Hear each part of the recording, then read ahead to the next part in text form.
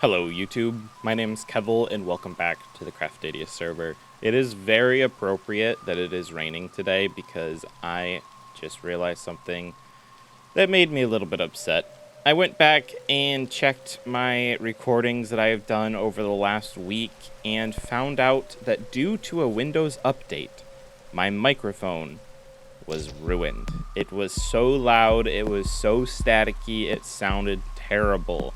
So I essentially deleted every single clip that I've recorded in the last week, all the changes that I have made in the area, and we are starting fresh with today's recording. I have 2.5 days to get this video out, so it might be a short episode. But right now we are going to recap the changes that we have done. So 2 of the 7 custom crops have been integrated, 60 raspberries, 60 corn, and the corn we're going to make a little bit bigger just so it fits the area better. And then I still need to add 60 of each of the other 5 crop types. So we're going to take a fly on over here, and we had a live stream where we made our first farm. And in that live stream, my audio was just as poopy as it was in the recordings. So if you want to go hear what I consider to be poopy audio, then you can go look at the VOD of that live stream. But, yeah, I wish somebody had told me that it sounded so bad, because it did sound really bad. And as you just saw there, there's another one. That glowing are glow squids. I made a glow squid farm. It also spawns bats, but there's nothing I can really do about that. They'll just eventually despawn. But if we come down the water elevator, we have to listen to the sad sound of octolots dying, sadly. But here is the glow farm. It is actually turned off right now. So I have some redstone where if I flick this lever up, then this hopper is allowed to empty. So this minecart will go off as soon as this empties. And that's how I've been AFKing here. And then when I'm done, I just switch that off. And then after a few, a minute, I'm able to teleport away without worrying about my minecart getting stuck. And I haven't even AFK'd here overnight yet. I was only hanging out while doing some recording. And this is how much glowstone I got. I already filled up a double chest at my shop. So this farm is actually insanely fast, as you can tell by all the glow squid, sacks that are laying there. It's really fast. Like, it surprises me how fast this farm actually is. So if you need a lot of glow ink, I recommend you building this farm for yourself. One thing that does affect the rates is these squids right here will actually be part of the mob cap to where these squids won't spawn. But as you can see, squids commit suicide quite frequently. Yep, they are... Oh, that one's trying to. Excuse me, sir. I'm talking to the audience.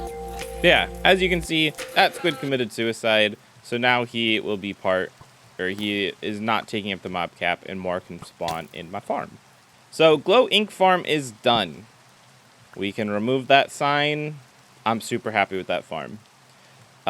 Next, I do have more farms that I want to put in this area. A creeper farm is definitely the next one, and I think that is going to be over in that corner where I just shot the bow.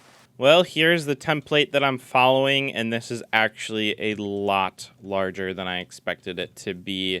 This is actually a really tall farmhouse, and I think it's going to fit in fine.